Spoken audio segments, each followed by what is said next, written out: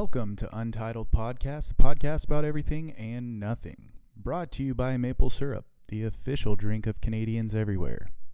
So I feel like there's a certain amount of awkwardness that comes when you start anything new. And much like this podcast, new things require us to get ourselves in a place that is outside of comfort. It's outside of what we would normally open ourselves up to. But when we put ourselves in those positions of vulnerability, we learn to grow and we learn how to change and we learn how to develop ourselves. And when I was thinking about doing this podcast, I really had to figure out for myself what it was that I wanted to talk about, what it was that I was interested in sharing with people about myself, about change, about life. And that's really what it came down to, was change, vulnerability, and figuring out how to navigate this extremely fast-paced culture that we live in. It seems like if you're not moving misspeak. Seems like if you're not moving forward, you're moving backwards, because everything around you is moving at such a fast pace that if you're not moving, you're getting passed by on everything. You're getting passed by everybody. And it seems almost as if you're not constantly trying to make yourself better, then you're almost getting worse because there are far more opportunities to do things that are destructive for our lives than it seems like beneficial for our lives. But anyways, my name is Zachary Allen. I'm going to be your tour guide today, and I'm going to talk to you a little bit about this crazy life that I'm trying to navigate myself through. Just keep this train on the rails. As far as where to start, let me tell you guys a little bit about me. So I'm an online personal trainer, fat loss coach. It is not the life that I wanted for myself. In all reality, I thought I was going to be an attorney. I was working at a law firm. I had taken the LSAT. Everything in my life was kind of going that direction. And then one day, everything changed. And there really wasn't anything that I could do about it. It just kind of changed. Now, this might come as a shock to some, a surprise to others. This might not be new news to some of you listeners. I'm going to assume that most of the people that are listening to this podcast, at least some of these early on episodes, are going to be people that know me. They're going to be people that know a little bit about me and who I am.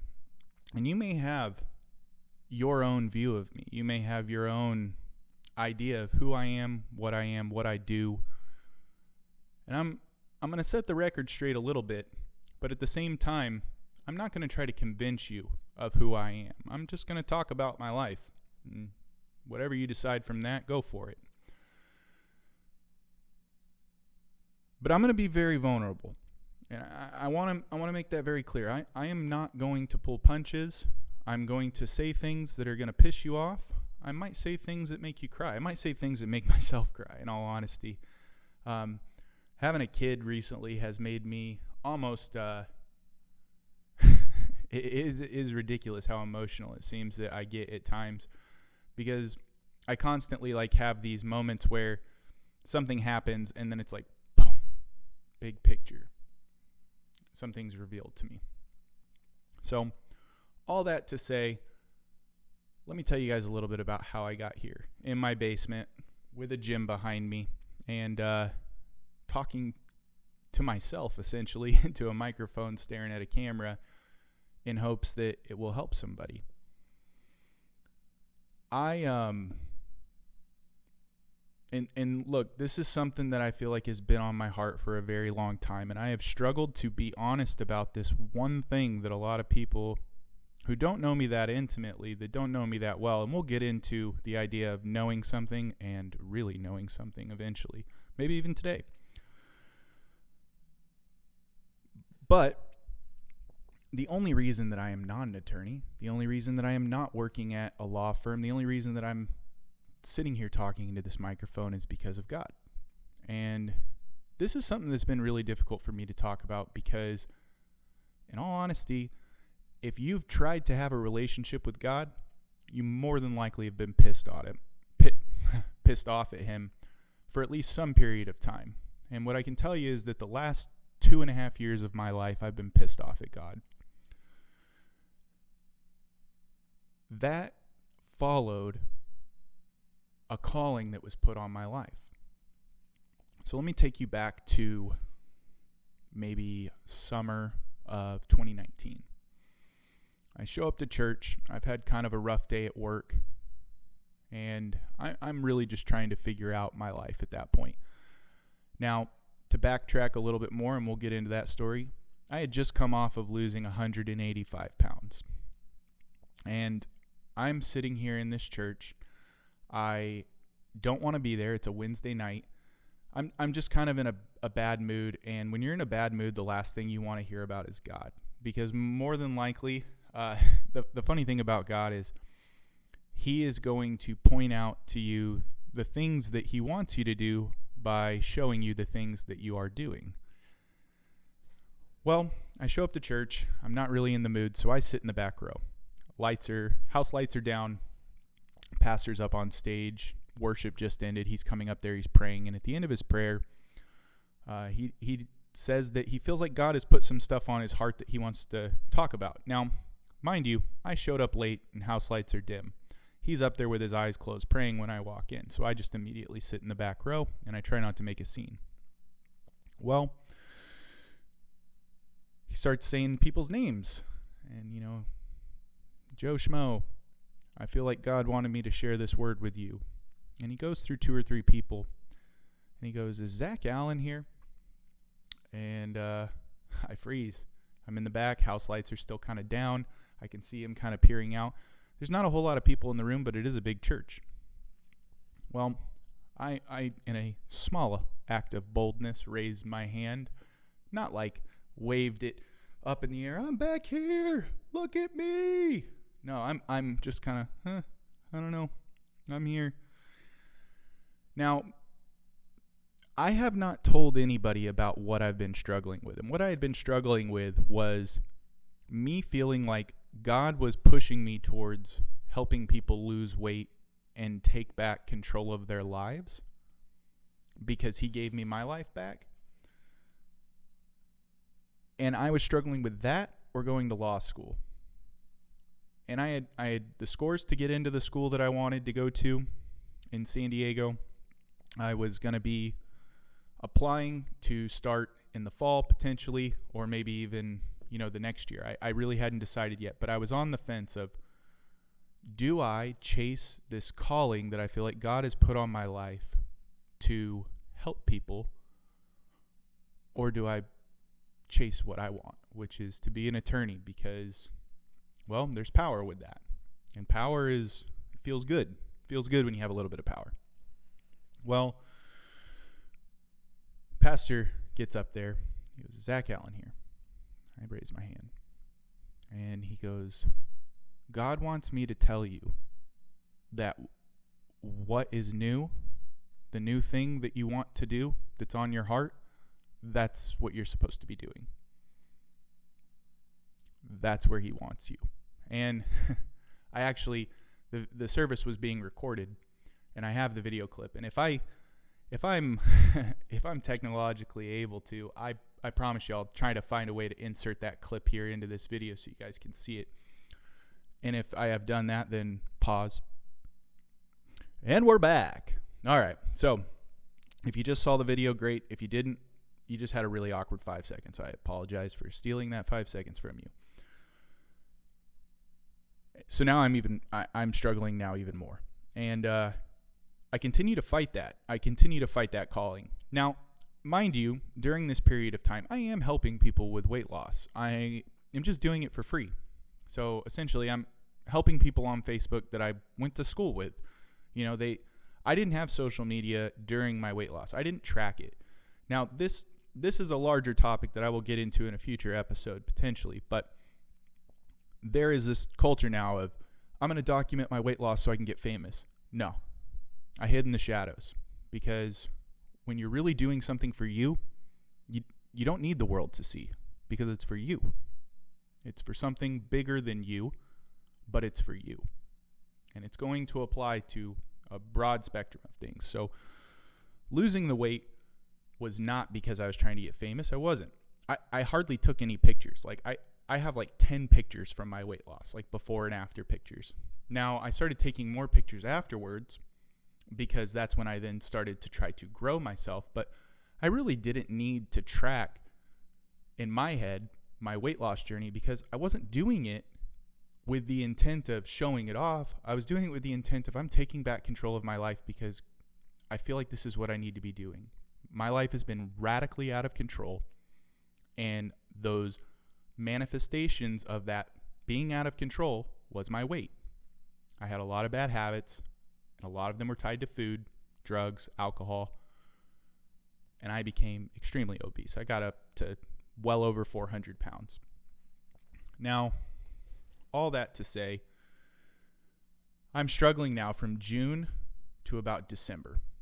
And in December, get around to the new year, New Year's resolutions, and we're coming towards the end of the year. My wife and I sit down in December of 2019, and I tell her, I go, I really think that this is what I'm supposed to be doing, and I don't really know how we're going to do this, but we're going to do it. Now, mind you, living in San Diego is not cheap, and my wife and I had a little 900 square foot condo, and the mortgage payment on it was more now than my house. Now, we're in the basement of my house right now. You can see I have a whole gym behind me. So my house I have a very nice house. I'm not complaining. I'm not trying to brag it up. I have a very nice house. I live in a place called Troy, Missouri. It's about an hour north of St. Louis. And I'm very blessed with what I have. Now, that condo was a blessing as well. And we loved that condo. But it was very expensive. And in order for me to chase this calling, I felt like I had reached a point where I had to jump off the ledge. I felt like I had reached a point where I could no longer just work my job and show up and do this on the side. I needed to get serious about this. I needed to make a change with my life and move forward and really develop this calling that I had on my life, which was to help people lose weight. So, December of 2019, I put in my 2-week notice at the law firm to tell them that I'm done. And now, it wasn't really a 2-week notice. My wife and I had planned a missions trip to India. We had raised the money. We were going to go on the trip. And that trip was going to be at the end of January. So my idea was I will work through the month of January, and my last day will be basically the day or two before we leave. We were going to leave like on a Monday or a Tuesday.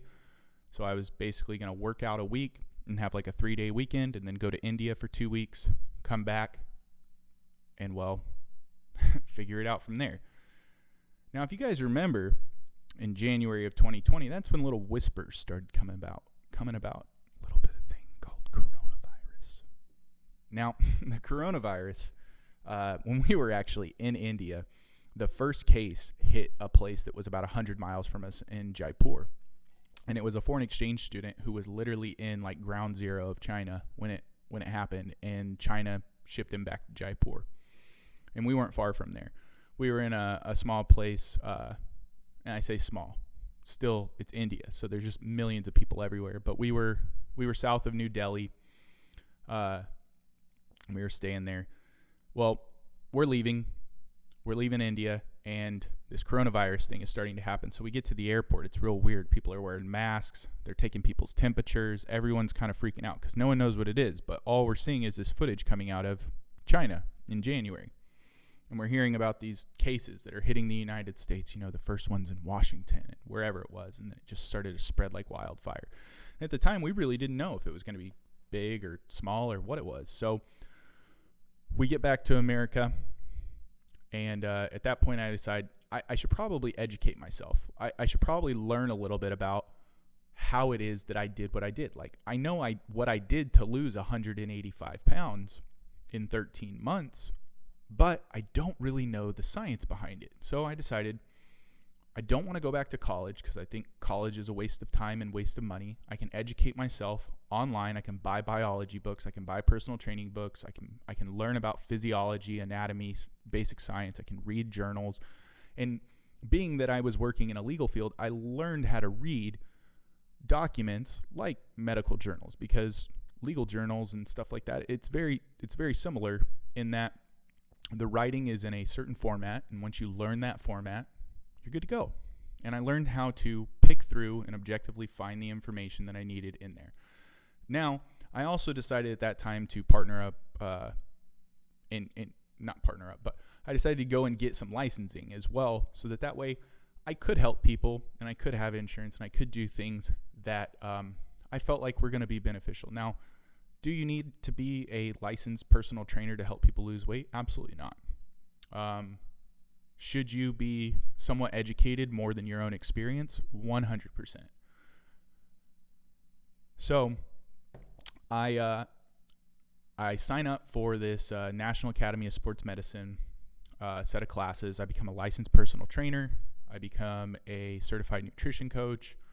I become a behavior change specialist, and a couple other things. I forget. Basically, I went through as many of the classes that I could afford.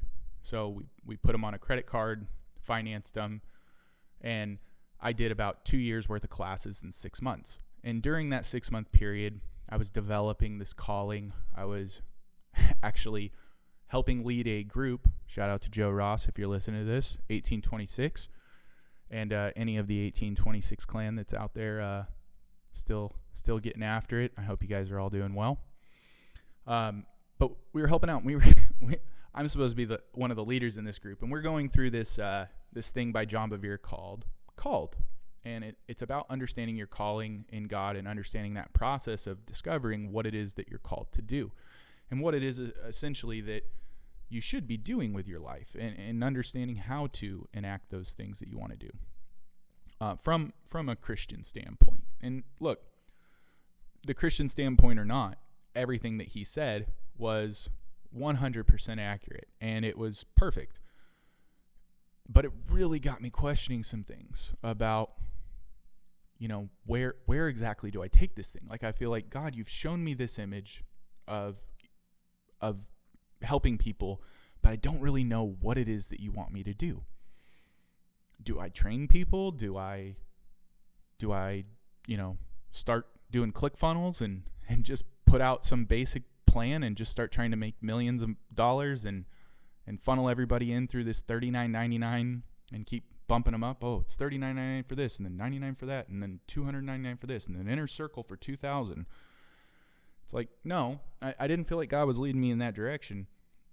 But it's about June now, and my wife and I decide that we're going to go out and visit her parents in Iowa area for Father's Day. So we fly out there for Father's Day, and we got Father's Day. It's June 6th today, so I'm not sure when this will actually be released, but it's June 6th, 2023. So it was about, 3 years ago today, ish, give or take 3 or 4 weeks. And we go out there. We have a great time. We go up on the Mississippi River. We fish. I bass fish for my first time. It was a lot of fun. Her dad, Duncan, he's got this little boat. And he's a big guy too. So it's like me, I'm 6'5", 240 at the time. Her little brother, he's like 6'2", soaking wet. He's like 105 pounds. And Duncan's a big guy. And then both these clowns bring their dogs. So we got 2 dogs on this boat with us. So we got 3 guys in this little tiny boat and 2 dogs. And we're trying to fish. And these 2 idiots are left-handed. And if you've ever fished with left-handed people, it's the worst. Especially when you didn't know you were going to be fishing and didn't bring a rod. And you're right-handed. And you don't know how to cast, let alone with a bait caster. And you're not even using the right-sided thing. So you got to cast and then switch hands. And all throughout that, you got to make sure that you hit the lock over, and so you don't freaking spiderweb yourself. Enough said about that. Disaster of fishing. I caught a fish, though. Maybe once again, if my tech skills are there, maybe I'll put a picture of that fish in there. But anyways, we go out there. And when we're leaving, we're at the Des Moines airport. And my wife and I are sitting there at the Des Moines airport to catch our flight back to San Diego. They started boarding our plane. And this is really when my life changed forever. started boarding the plane. And this is why people need to pay attention. Sorry for the side note. We're going to get to this story, but I think we miss out on a lot of the things that God's trying to tell us in our lives, and we claim that he's not speaking to us. I'm talking to myself here, by the way, people. Like, I'm not talking at you guys like you're doing all this wrong. I'm talking to myself, and I'm just letting you guys in on it. But this is when my life changed forever. God's talking to me in this airport, and I don't even realize it until it's too late, and I'm crying. They start boarding. They do the family boarding, and they, or disabled. If you're disabled or a veteran, please come to the front. Pre-boarding, family boarding with kids under 12. And I see this family get up when they do that and start walking over. And look, I'm going to be judgmental here for a second, but it does not say don't judge people. It says judge, not lest you be judged. So don't judge people or you're going to be judged for that same thing. And this wasn't a judgment of character. This was more of an observation and a slight judgment on the parents, but also more on a broader sense to our culture and our society. So I see these parents and they're getting ready to board the plane. They go up there with their 2 daughters. Now, mom and dad are significantly obese. Like, they looked like I looked before my weight loss. Just, they looked uncomfortable. They were so big. And these 2 girls, and they're walking up there. And now when I see these 2 girls, and I remember that these are all supposed to be children under 12, and I look at them and they look like they're 16 and 18, but they're also probably 100 pounds overweight already. And now they're 12 or under because it's getting on with family boarding. And I hear the lady, when they walk up there with their tickets, go, "Are your kids under 12?" And the dad goes, "Yeah," and they get on the plane. Now, could he have been lying? Yeah, it's not like they had IDs to check or anything. I don't even think on your plane ticket it shows how old you are. But regardless, we've got a mom and dad that are each probably 100 to 120 pounds overweight getting on this plane, as well as 2 kids that are supposedly under 12 years old that are also probably 100 to 120 pounds overweight. And that kind of hit me in a raw spot because let me tell you, the way that I felt about myself at 9 years old still affects me at 33 years old.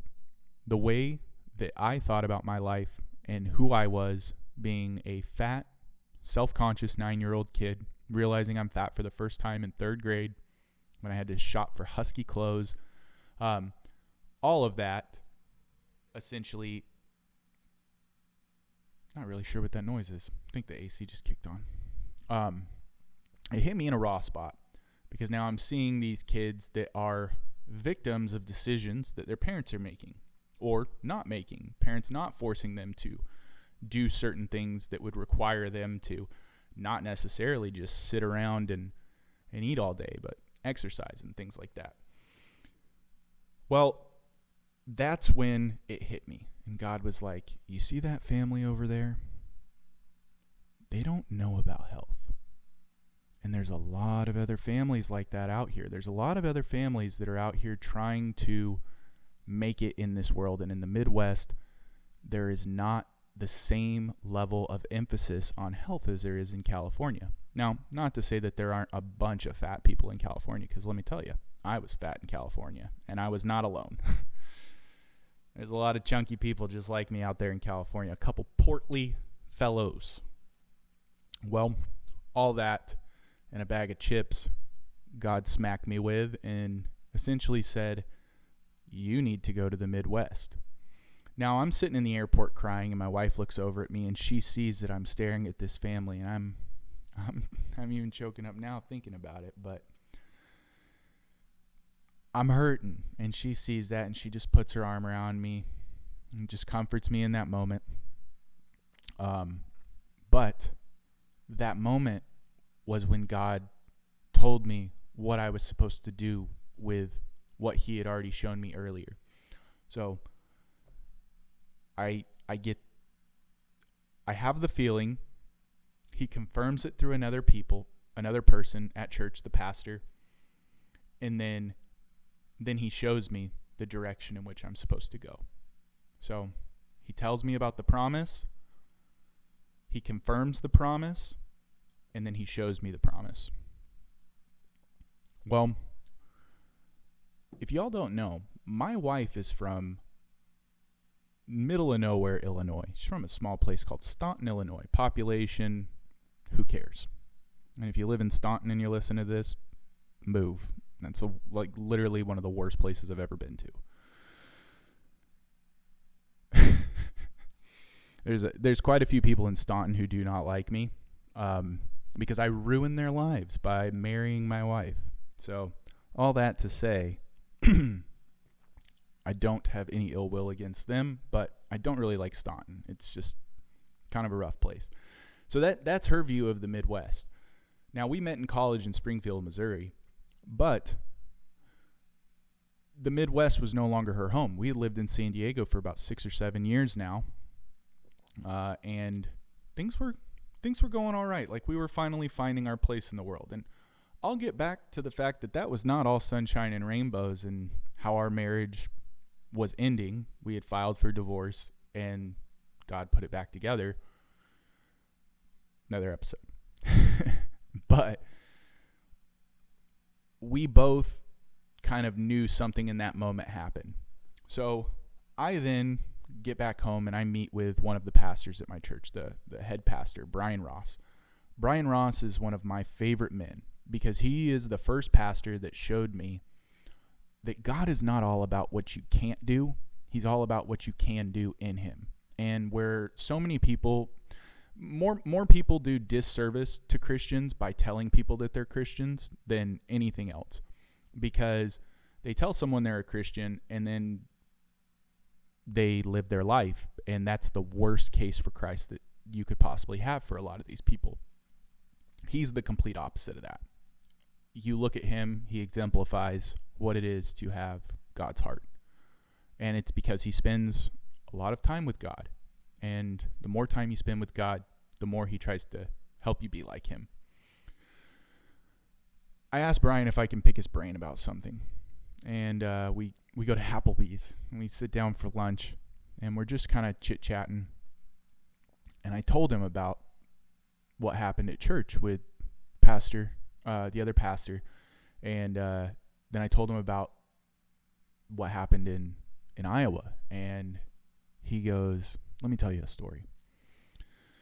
He said that, and now he's from the Midwest. He's from Kansas City, and he picked up everything from a very successful church to move to San Diego to take over a failing church, a church that had been marked and plagued with sin, constant sin, and it was generational sin that's locked in that church, and it's still locked in that church. And I'm not gonna say anything bad about it, other than there is sin in the walls of that church, and it's still affecting that church. And we're sitting down, and he says, I kind of had something similar happen. God told me I needed to pick up and move to San Diego and take over this church. I was given this opportunity, and I felt like God kept confirming that in my life, that it was supposed to be what it was. My wife was not going to move. Well, he prays, God, if this is your will, you're going to have to change my wife's mind. You're going to have to make this seem like it's her idea, essentially, that we move. Well, lo and behold, they're in church one Sunday, and she comes up to him, and she's crying and tells him something along the lines of, we have to move because God confirmed it in her. So I took what he said, and he said two things in that conversation. Another one I'll get back to at another point. Like I said, I'm kind of just dropping little nuggets here of what I'm going to get into. But he said two things that changed my life that day in two completely different ways. And the first one I'm telling you right now, and that's the asking God to essentially confirm what I believe is him talking to me, his calling in my life through my spouse. So I just pray a real simple prayer. God, if you want me to move to the Midwest and you want us to pick up everything and move away from our family because nobody lives there, the closest person that lives there is over 100 miles away to where we are, and it's Megan's brother. So it's not like it's a mom or a dad, or it's a 20-year-old kid essentially who's living out there.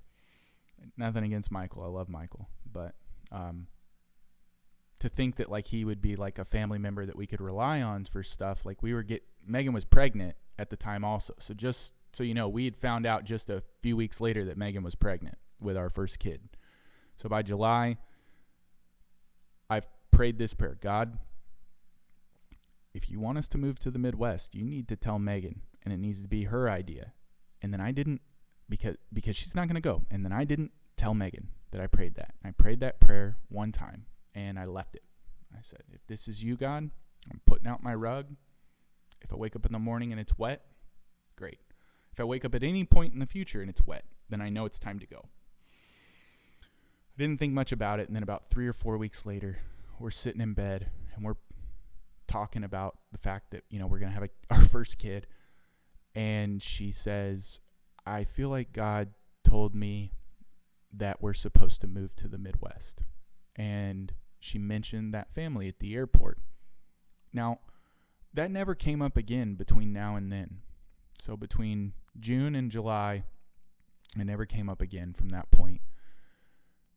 But I've prayed this prayer, and a few weeks later, God confirms it. So at that point, I told her, hey, so I had this conversation with Pastor Brian, and now we're here. She talks to Pastor Brian and confirms that is a legit conversation that happened, and it was a total just out. It was metaphysical. It was beyond something explainable in a natural sense. So we start the process. We get the house cleaned up. We put it on the market. We sell it. Meanwhile, I'm having so many things line up in this small town, Troy, in the Midwest. Like, it just so happens that I have a friend who lives out here that I went to college with, one of my best friends, Nick. And Nick just so happened to live next to a neighbor who wanted to sell their house, but it was in the middle of a remodel, and they couldn't sell it because, well, it's in the middle of a remodel. It has no floors. It has no bathrooms, essentially. Now, I have 10 years of construction experience working for my dad over and over throughout the years. So I convince a bank to give us some money, and we sell our house, and we buy this unfinished house. And I leave Megan back in California. I say, give me 30 days to get this house in a livable place. So I move out here by myself. I get the house remodeled by myself. I hire a couple people to come in and help me out, get the floors finished up, get the walls painted, very basic things to make it livable. And we do it. And we're out here by December of 2020. We spent our first Christmas out here, December of 2020. And it has not been easy. It's been brutal. And that's why I am doing this podcast, is to tell you about how brutal life can be when you try to change things. And from hopefully my place of vulnerability, we'll learn some things together. And I'm going to hopefully have some epiphanies while I'm doing this, some big aha moments. But the last 2.5 years since moving out here has been rough. And, I don't mean to, look, I'm going to say damn from time to time. I might drop a shit, hell, I'll try not to drop any F-bombs. Can't promise anything. But what people need to understand is that your view of certain things are your views of certain things. And my views of certain things are my views of certain things. And I can check those against a spirit of God that is within me. But this is not designed to be a, hey, let's all come to Jesus podcast. This is designed to be a vulnerability podcast. And I'm going to talk about God because I'm going to be vulnerable. And I'm going to be honest about that. The only reason I am doing what I'm doing, the only reason that I have what I have, the only reason that I lost the weight, the only reason that my marriage is restored is because of God. And I've never publicly said that. I've never publicly come out and been like, hey, everybody, so on top of my fasting program, you also, I gave my life over to God, and that was really the big difference because I had lost weight plenty of times in my life, and it never worked until I asked God to help me with it. That sounds crazy to people. It sounds crazy to people that God cares enough about you to help you with something that he needs you to accomplish in order to fulfill a calling that he has for you. And in all reality, when these last couple of years have been tough, and I've pushed God completely away for about a year of it, where I was like, God, I don't want anything to do with you. You brought me out here to this place in the Midwest where I feel so lost and I feel so disconnected from you. I can't hear your voice. I don't know where you are. My business isn't doing anything. Like, is this even what you wanted me to do? Is this even what I'm supposed to be doing? And I'm questioning it all. And over the last couple of months, I've slowly been getting back into it and putting more trust and faith back in God and going, you know what? You got me this far. Let's be patient, because I kept feeling that word of patience. Patience. It's going to happen. Patience. All that to say, I'm here, and I'm diving back into things. And what I noticed was there are so many instances in the Bible where somebody feels this overwhelming sense that something needs to change. And that's the work of God in their lives. That's the work of the Holy Spirit in these biblical stories, telling these people they need to change something, or change something about themselves, or change something about their society. Drink break.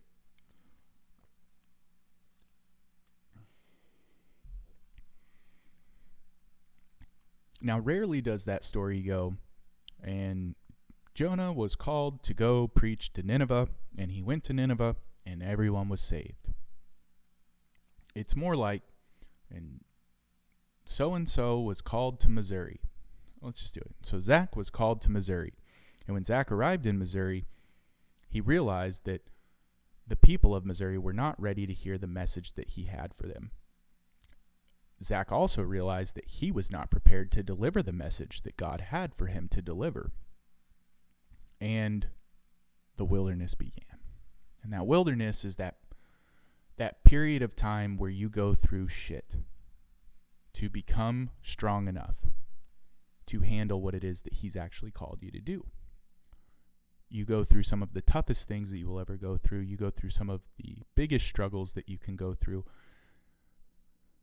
And it's all meant to grow you to a place to be able to handle what it is actually that he has for you. Now, that sucks, in all honesty. It sucks so bad, because imagine, and look, this is why the Bible is so great. And whether you're a Christian or not, whether you believe in it or not, I would still recommend reading it, because if you pay attention to the stories, what you will learn are some incredible lessons. Now, if you're familiar at all with the Exodus story, the Jews escape Egypt, and then they go wander through the desert for 40 years. They go into the wilderness for 40 years. Now, that was because of sin. That was because of something that they did that they shouldn't have done, specifically one person, and specifically a group of people, but they continued to run into problems over and over and over. But they had to go through a wilderness period to prepare themselves for the promise that was set before them. Now, I'm not here to make any promises to you about, hey, if you do what I tell you to do, you're gonna get it all figured out. What I am going to promise you, though, is that if you work on things, they will get better. But more than likely, they're going to get worse before they get better. And you have to be comfortable with that, because change isn't easy and change sucks. And going through things like this is extremely difficult. And you have to be willing to set yourself up to succeed in those things, but you also have to be willing to accept that it's not always going to succeed. It's not always going to be linear, and it's just going to head in one direction. I didn't think when I got married that my marriage was almost going to end because I was going to have a drug problem and my wife was going to cheat on me. I didn't think that after I lost 110 pounds before my wedding, that my grandpa was going to pass away, and that was going to hit me in a way that I had never experienced before, because I had never lost someone close to me like that. And I was going to drop into a deep, deep depression and gain like 130 pounds over the next 6 months. I didn't think that raising a son was going to be the most challenging thing that I've ever done in my entire life, and the most difficult thing that I've ever done as far as mentally, emotionally, spiritually, physically, because you're up at all hours of the night for like the first year, and then the second year is really not much easier, because then you're just dealing with nonsense. And then moving into this, 2 to 3, that's a whole nother bargain. That's a whole nother thing. But what I can tell you is, I can look back at my life and objectively see that there are periods in my life when things are going well and things are not going well. And if you pay close enough attention to the data, it's pretty easy to see that the areas in my life when things sucked were when I had pushed God out and I had tried to do things on my own. And the areas when I was doing really well is when I let God in and I let him lead, and I listened, and I was patient, and I slowed things down, and I took time to talk about it. Now, I'm not telling you got to have a relationship with God to lose weight. No, that would be a ridiculous thing to say. What I can tell you, though, is if you have a relationship with God, maybe give that over to him. And look, a whole nother conversation for a whole nother day about the lack of emphasis on health in religious communities and specifically Christian churches. It's like, everyone wants to focus on mental health, spiritual health, but gluttony's a sin. It's no different than lying or, cheating on your wife or anything like that. You overeat every day. It's no different. You're just constantly giving yourself something to feel satiated. And that's the cycle. That's the cycle. That's the big change.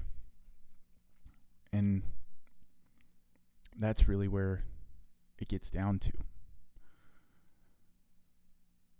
Now, I've been a little nervous doing this podcast because I haven't wanted to talk about these things. I really haven't.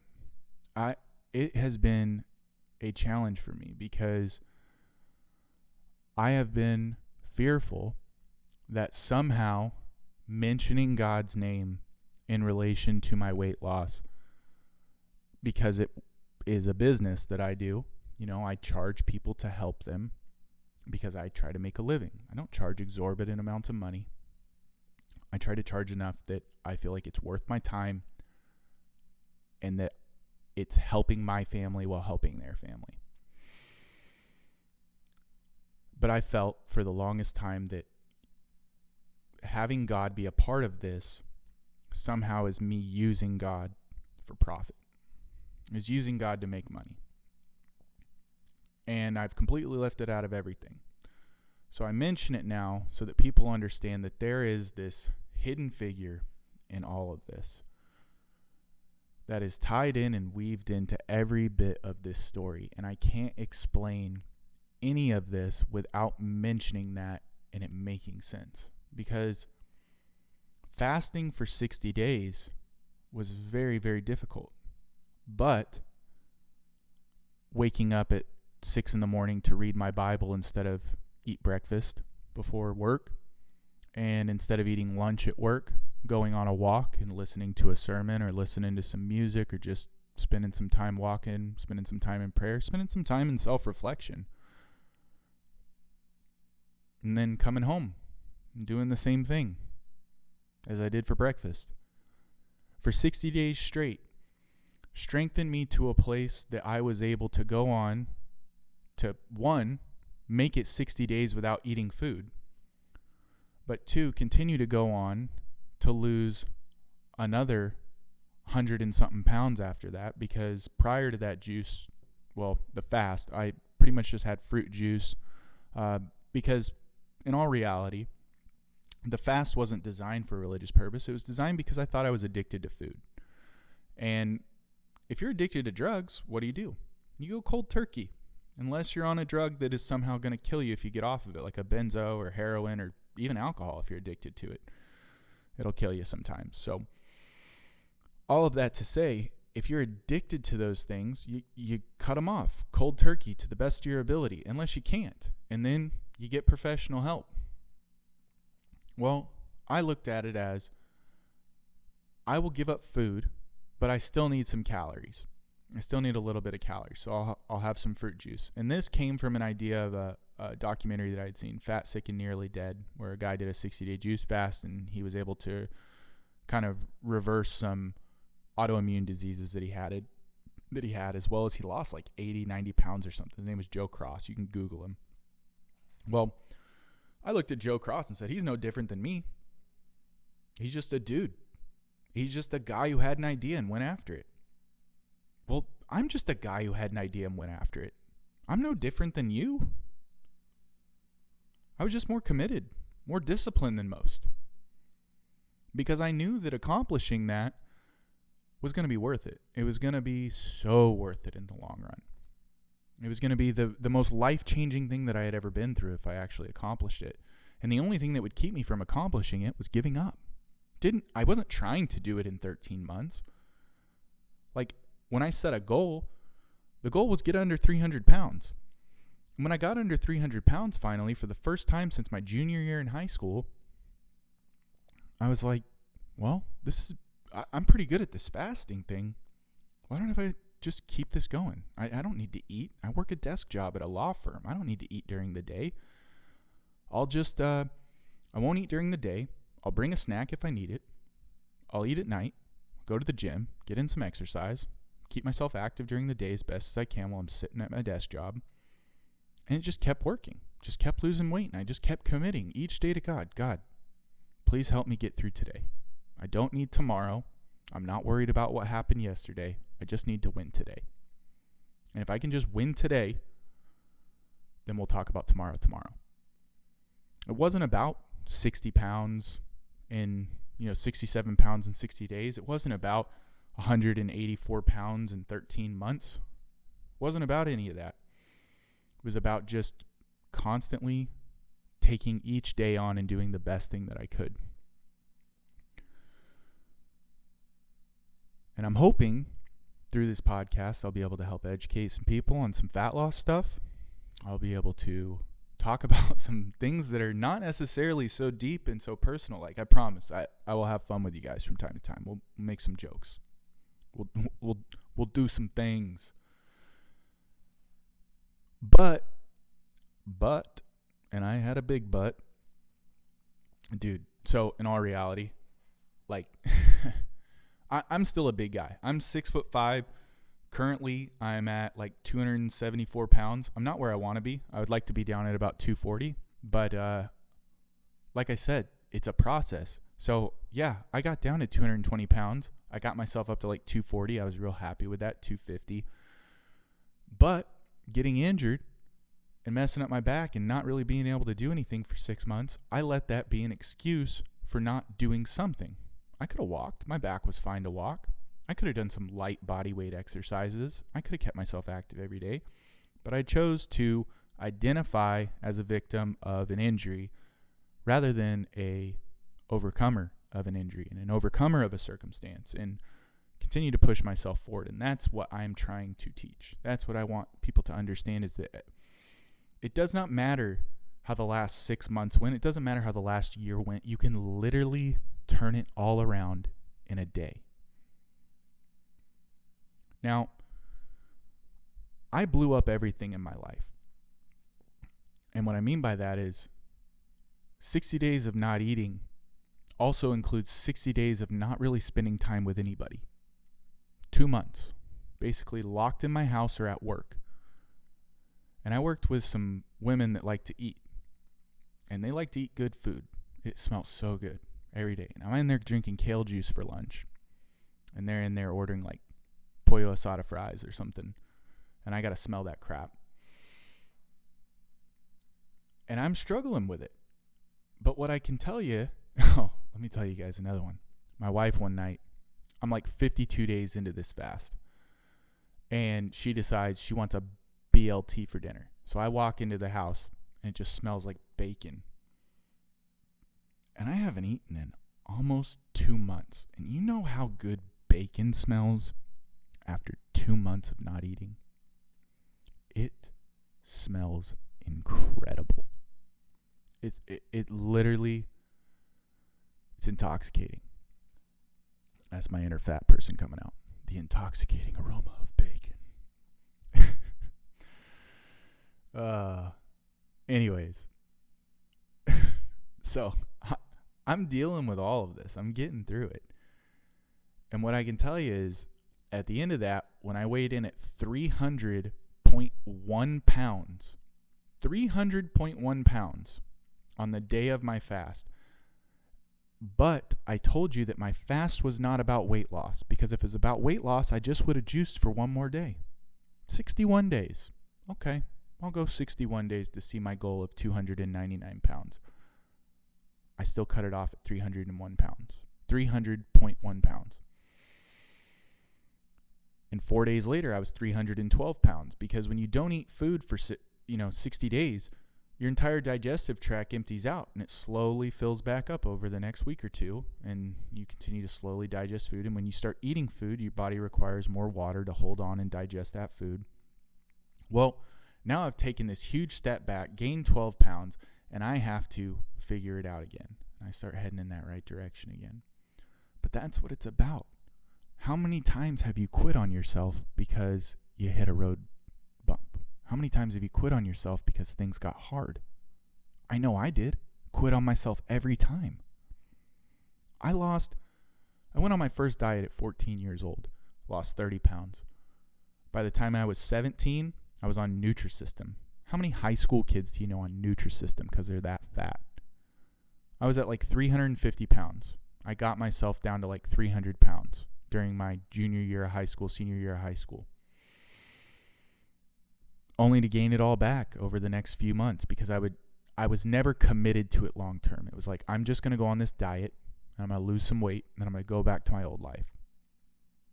And that's like the biggest mistake that people make, is they don't burn it at the shore. They don't leave that life there when they get off at this new place. And they always keep it as an open option to go back. Can't go back. That life has to be dead and gone. And I think that's why I like to talk about faith so much and the Bible so much when it comes to talking about health and weight loss and change, is because it's such a perfect analogy. It's like that old person is dead and a new person lives. And like if you have 20, 30 pounds to lose, I'm not talking to you. Just start eating better and get some exercise. But if you've got 50, 60, 100 pounds to lose, more than likely, you've got some bigger issues. And more than likely, that obesity, that weight, is just an outward reflection of an inward problem that you're facing, and it's just manifesting itself in that way, because that's where you're putting your time and energy to cope with whatever it is on the inside that you're struggling with. I know I was depressed. I know that I've been diagnosed with major depressive disorder and anxiety, and I'm not taking medication for it. I exercise like crazy. I try to eat right, try to get plenty of sunshine, because that stuff helps. And because I'm not looking for a pill. I'm looking for a solution to a problem. I'm not looking for a mask. So I constantly went through these journeys of up and down and up and down and up and down, looking for the easiest solution, the most readily available solution. I'm going to do keto, and then I'm going to do this, and then I'm going to do this, and I'm not going to eat bread, or no carbs after 2 p.m., or I'm doing this new thing called the egg diet. You just eat a dozen of eggs a day. Like, none of that was real. None of it was sustainable, because all of it was just this temporary idea. But what I learned through fasting was this idea of like, I can have my cake and eat it too. Like, I can be healthy and eat foods that I want by just choosing not to do something for a period of time every day and committing to it. So To wrap up this podcast, to wrap up episode 1 of Untitled, podcast about everything and nothing, I want to encourage you, if you are still listening, and I have no idea how long I've been going. I really have zero clue. I want to encourage you to take a deep look at your life, and I want to encourage you to be real honest and vulnerable with yourself and figure out, where do I really want to see some improvement in my life? Because regardless of if it's weight, or you want a better job, or whatever it is, just pick something in your life that you are not necessarily happy with. If you want to see change, you just have to wake up and tackle that next day. You don't have to worry about getting to the finish line tomorrow. And if you're constantly worried about the finish line tomorrow, you're never going to see the step in front of you. I tell this to my clients all the time. And I ask them, I go, hey, do you think you could climb Mount Everest? Every single one of them says no. And I often follow that up by going, well, do you think you could take, if we went to the bottom of a staircase, do you think we could go up one step? And they're like, yeah, of course we could take one step. I'm like, okay. And I go, and maybe another one? They're like, yeah. And I go, so what if each step was 1 foot in height? Yeah, I could do that. I could step up 1 foot at a time. Cool. And Mount Everest is like 30-something thousand feet. And I go, well, do you think given enough time, you could do that like 30,000 times? And they're like, yeah. I go, then you could climb Mount Everest. It's just a matter of time. And look, maybe that's a bad analogy. You can poke holes in it all you want. You can be like, what about the snow? You don't have a Sherpa. Your jacket's not set for that temperature. Yeah, you can come up with a million things. Just take the example for what it is. If you are focused on the top of the mountain, you will always miss the first step. And if you're always focused on the first step, you're never going to see the top of the mountain. And you're just going to keep going up at that one step over and over. So you have to find that middle ground. That middle ground of, I can look at my feet in front of me, take my next step, look back up, check the mountain, see where I'm at, look back down at my feet, take my next step, look back up. And that's what it is. And that's life. And that's what you do every single day. You just wake up and you say, what do I need to do today to get myself one step closer to where I want to be? Well, I don't like my job. Okay, so you don't like your job. What are you going to do? Well, I really got a passion for animals. Cool. You work in insurance. So what did you go to school for? I got a business management degree. Cool. So you've got this business management degree, but you love animals. Now there's opportunities. Could you volunteer on your free time to go work with animals? Absolutely. Could you go back to school? Absolutely. Like, you can start taking steps to get yourself closer to where you want to be in life, as long as you stop looking at it as this constant race of competing with anybody but you. And to draw that back to what I was saying earlier, like, our culture and our society is moving at such a clip that if you are not constantly working on yourself, if you're not doing something better, there's other people who are. And those other people are just passing you by. And it feels like you're not making any progress. It feels like you're just sitting still, or maybe even moving backwards. And maybe you are. Maybe you are so stuck in this rut right now that you are moving backwards, that you are sliding deeper and deeper into this. All you have to do is make a decision to do something today. Like, just get after it today. And it doesn't have to be much. If you set a ship on the ocean and you're off by 1 degree, but you're traveling thousands of miles, that ship's going to end off course, way, way off course. Think about Columbus. They thought they were sailing to India, and they ended up like, we're always like, oh, they discovered America. Really, he landed like down in like Jamaica or something, like one of those people. So like being a little bit off course made such a significant difference to their destination. And that can also be a positive thing, because what that means is I can aim to be a little bit better today and a little bit better today and a little bit better today, and keep stacking those days on top of each other. And eventually you get to a point where you're like, I don't even recognize the person that I've become. I had a PE coach in 8th grade, Coach Fuller. Actually, no, that was 7th grade. I think it was Coach Folsom. Mr. Folsom, 8th grade PE teacher. And I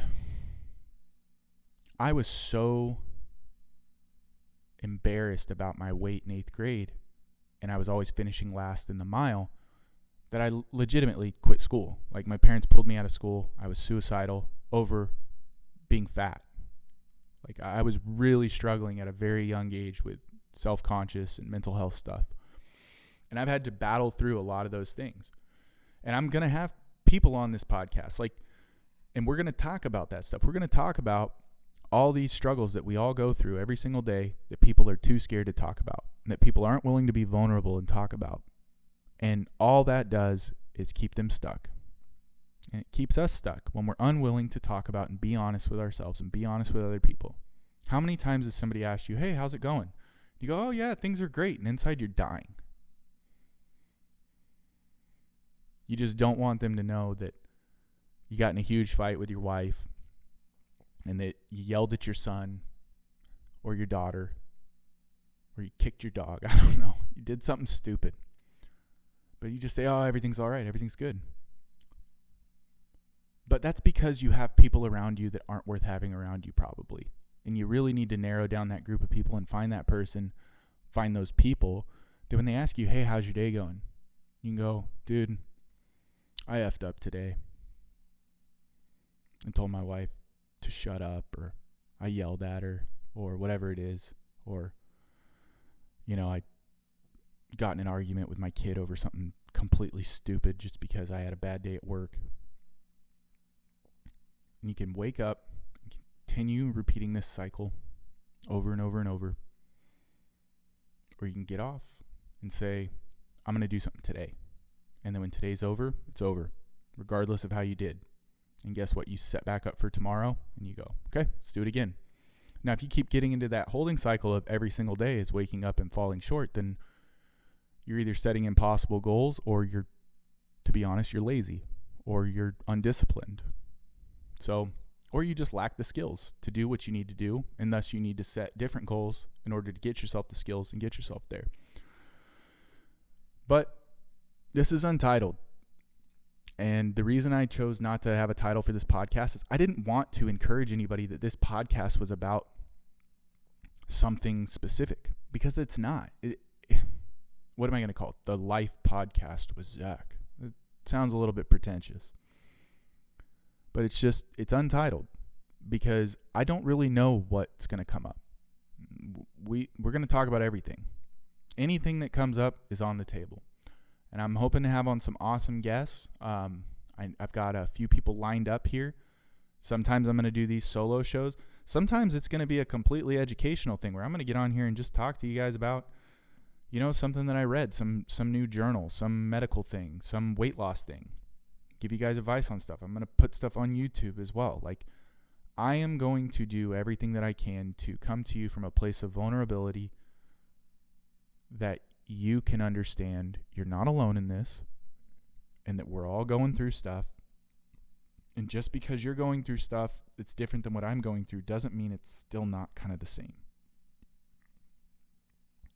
It's challenge. It's change. It's discipline. It's hard work. And whether you're trying to get a better job, or you're trying to lose weight, or you're trying to restore your marriage, or you're trying to have a kid, or you're trying to get out of debt, you're trying to find God, it doesn't matter. It doesn't matter what it is. It all starts with you being open and honest with yourself, and then hopefully finding a few people that are pretty ride or die badass people that are doing the same thing, that you guys can all do that together.